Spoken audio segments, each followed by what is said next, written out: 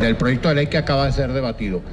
Las ciudadanas diputadas y diputados que estén de acuerdo con su aprobación se servirán manifestarlo con la señal de costumbre. Aprobado. Este instrumento que acaban de aprobar en primera discusión, esta mayoría circunstancial y transitoria, no cumple los requisitos, primero, para ser un proyecto de ley. Segundo, no resiste ningún análisis jurídico. Y tercero, es inconstitucional. Esta ley que han aprobado en primera discusión, ahora va a la segunda discusión, artículo por artículo, es una doble amenaza. Amenaza con acabar la gran misión Vivienda Venezuela, porque me amarraría de manos y me impediría hacer más nada a partir de su supuesta aprobación. Y segundo lugar, es la amenaza para irle a quitar a usted su vivienda y negarle el derecho a la ciudad y a la vivienda digna y lanzarlo a las quebradas. Ahora a las quebradas más lejanas, fuera de las ciudades. Es una doble amenaza. Así yo lo alerto, así se lo explico a nuestro pueblo y llamo en consecuencia a la gran movilización de la conciencia nacional. Amigos de Venezolana de Televisión, gracias por acompañarnos en esta edición especial de Punto Crítico. Vamos a hablar de viviendas. Y hablar de viviendas en Venezuela también es hablar del comandante eterno Hugo Chávez. Y por eso nos hemos venido hasta este escenario especial rodeados de la imagen del comandante eterno. Y mi invitado en el día de hoy, con quien vamos a hablar de este tema, es el diputado Ricardo Molina, quien fue ministro, el primer ministro de Vivienda y Hábitat de la Revolución Bolivariana, actual diputado por la bancada de La Patria en la Asamblea Nacional. Ministro, bienvenido. Diputado. Gracias. Muchas gracias por esta oportunidad. Mire, hemos querido hacer nuestro punto crítico en este escenario. Esto es los pasillos del Canal 8, del Canal del Estado, y hay muchas imágenes del comandante Hugo Chávez. Y vamos a hablar de vivienda, pero vamos a comenzar recordando 2010, 2011 y cómo nace la Gran Misión Vivienda Venezuela. ¿Qué recuerda usted? Bueno, lo primero es que el comandante a mediados del 2010 nos llamó a un equipo, compañeros, compañeras, a hablar del tema de vivienda y cómo se podía abordar. Tenía unas ideas extraordinarias el comandante y quería ver cómo se podían implementar. Nos fuimos con él a hacer una gira internacional en octubre, creo que fue, del año 2010, y estuvimos en varios países. Y claro, llevaba su agenda amplia, como tiene que ser en esos viajes, pero nos dedicó a un equipo al tema específico de vivienda. A ver la experiencia en Irán, a ver la experiencia en Rusia, a ver la experiencia en Bielorrusia, estuvimos en Ucrania, estuvimos en Siria y recogió todas esas experiencias. Nos fuimos con el comandante a varios desarrollos habitacionales en construcción, revisamos cuál era el enfoque sociopolítico, económico en cada uno de esos países. Y luego en el viaje de regreso de unas cuantas horas se fue fraguando la idea. Cuando, en el viaje, como siempre sucede. Esos vuelos eran de trabajo. Así es, así es. Y luego, de ahí en adelante comenzamos a trabajar duro en la conceptualización de la Gran Misión Vivienda Venezuela y en diciembre de ese mismo año se presentó la emergencia climática. Grandes lluvias, inundaciones, derrumbes, más de 35.000 familias afectadas y el comandante Chávez aceleró el paso. Creó la ley de refugios dignos, una ley revolucionaria donde obliga al Estado a atender a las familias en penuria, no a atenderlas circunstancialmente, a atenderlas de manera integral.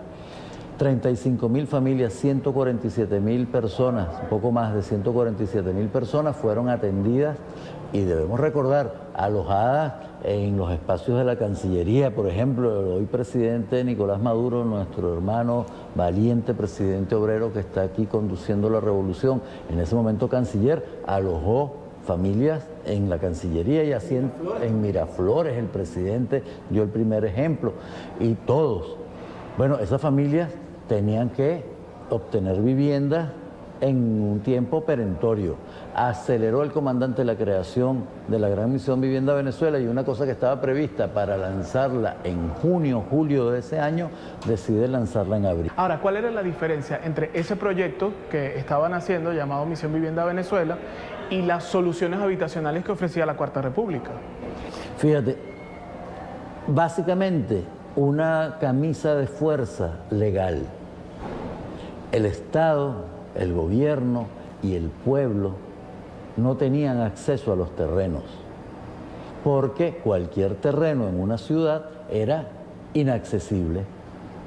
El pueblo no tenía derecho a la urbanidad, no tenía derecho a la ciudad, tenía que irse a los peores terrenos. Por eso es que terminaron, en el caso de Caracas, ocupando los cerros más intrincados, o en los casos de otras ciudades, cualquier terreno lejos de la poligonal urbana, sin servicios, ¿no?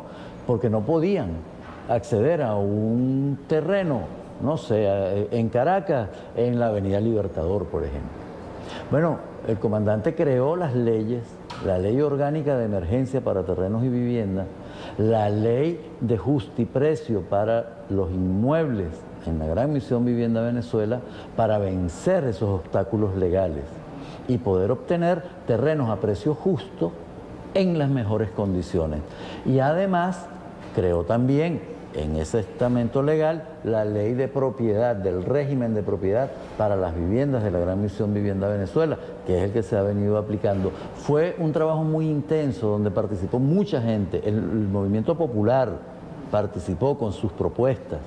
Por ejemplo, la consideración del desarrollo de la Constitución, de su artículo 82 a profundidad, y que se privilegiara la atención a la familia, entendiendo la familia como la base para desarrollar al ser humano, para que los niños y niñas crezcan protegidos, bien formados, en valores. La familia como prioridad. O sea, que no es solamente la casa, la infraestructura.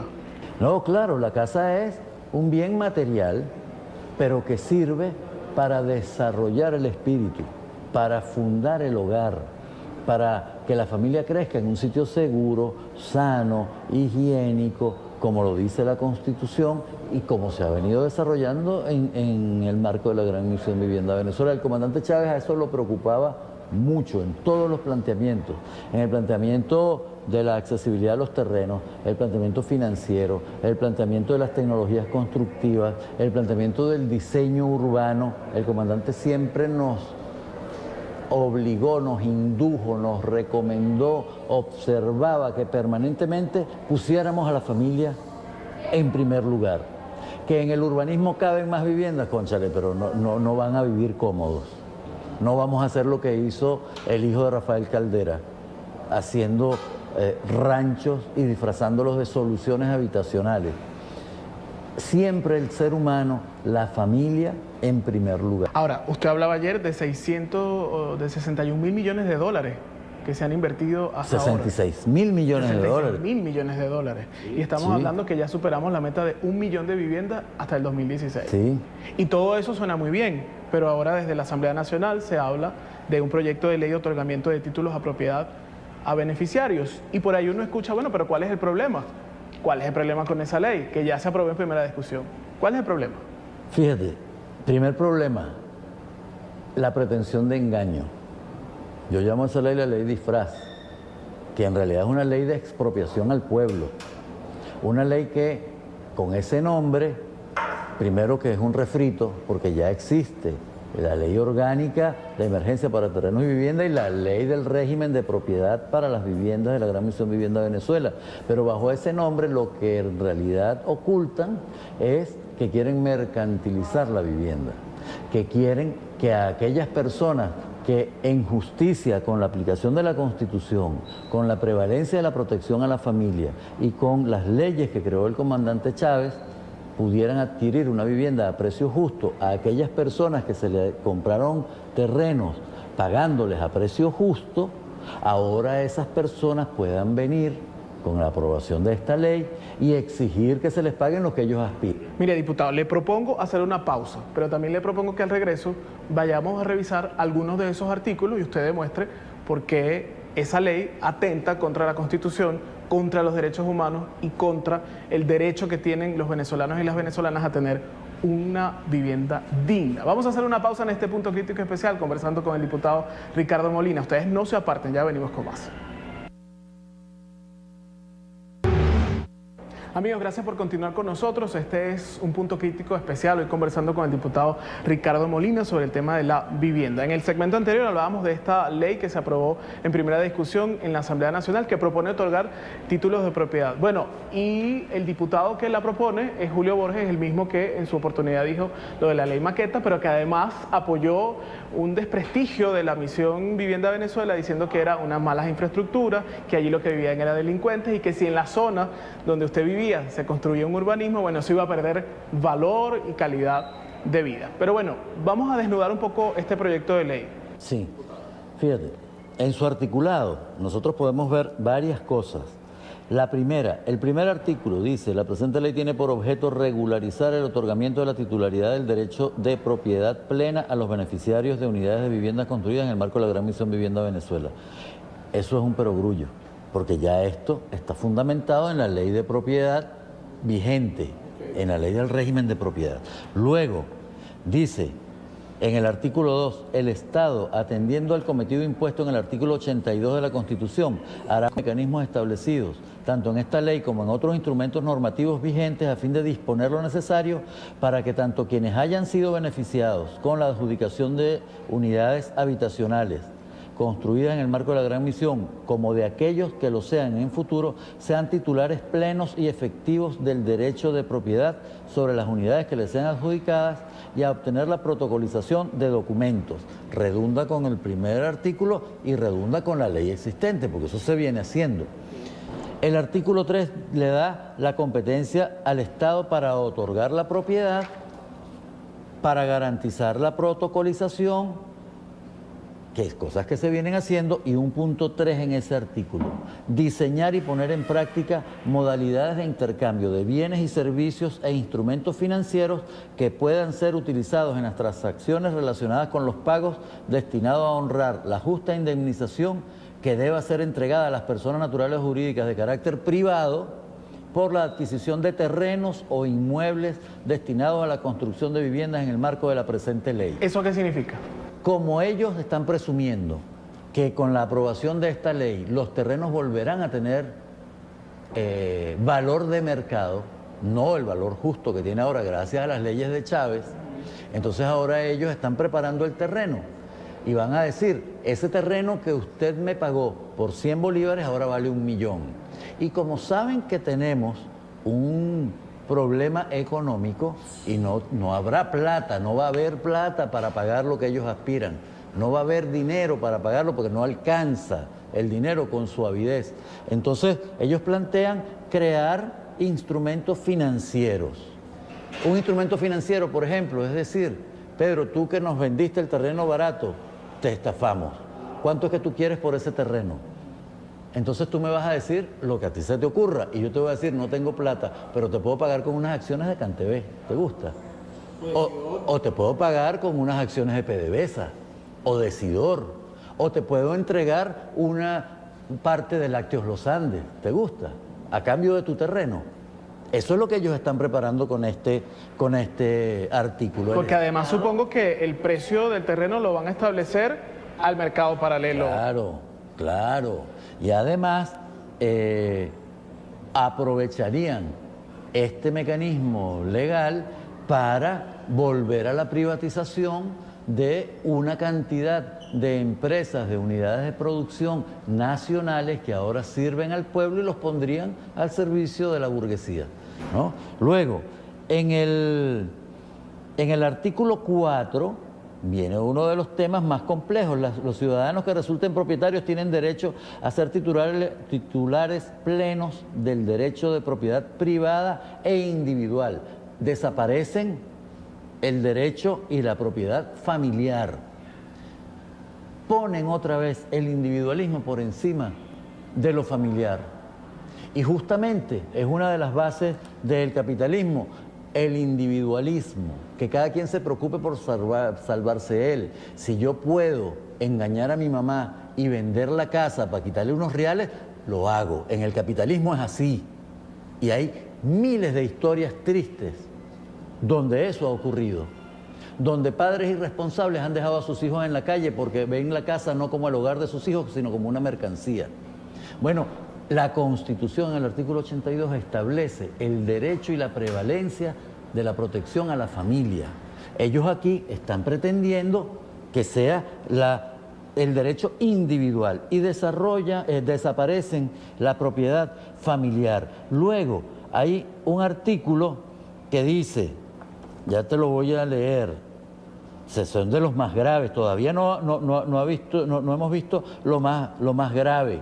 Ellos proponen el llamado a aquellas personas que como sujeto privado han vendido terrenos a la Gran Misión Vivienda Venezuela con la aplicación de las leyes de Chávez, vengan ahora a decirnos que ellos requieren que sus terrenos sean pagados. ¿Y sean pagados cómo? Ya ellos lo dijeron, con estos instrumentos financieros que pretenden crear. Ordenan que se convoque públicamente a todas las personas naturales o jurídicas propietarias de terrenos e inmuebles afectados. Ahí debemos hacer un paréntesis. Muchos no pudieron demostrar legalmente su propiedad.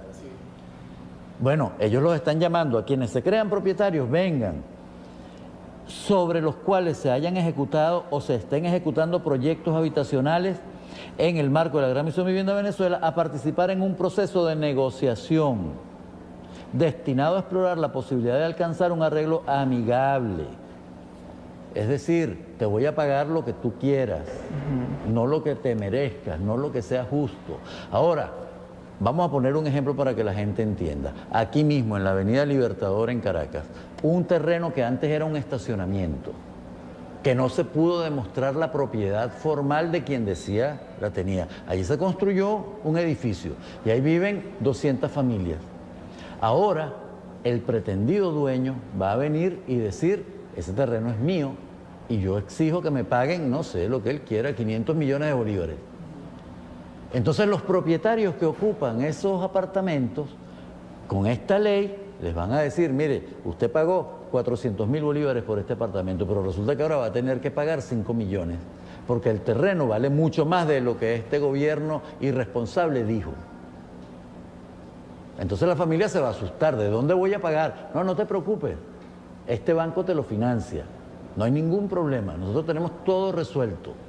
Te doy el préstamo y tú me vas pagando poco a poco. El banco va a poner sus condiciones. Cuando esa familia no pueda pagar, el banco le va a quitar la vivienda. Y vamos a entrar aquí en una escalada como la que ocurre en España, como la que ocurre en Estados Unidos, donde cientos de miles de familias se están quedando sin vivienda porque no la han podido pagar en esas condiciones. O la que ocurría aquí antes, que la gente se suicidaba porque no podía pagar. Así es, así es. Entonces, artículo por artículo se van desmontando, pero hay más. Mira, en el artículo 14 dice, se derogan todas las normas que colidan con lo dispuesto en la presente ley y en particular las disposiciones contenidas en los títulos 7, 8 y 9 de la Ley Orgánica de Emergencia para Terrenos y Viviendas. Primero que nada, es una ley de Chávez, compañeros. Es una ley parida por la mente de nuestro comandante pensando en nuestro pueblo. Ellos quieren eliminar una ley de Chávez. Bueno, ¿por qué específicamente esos artículos?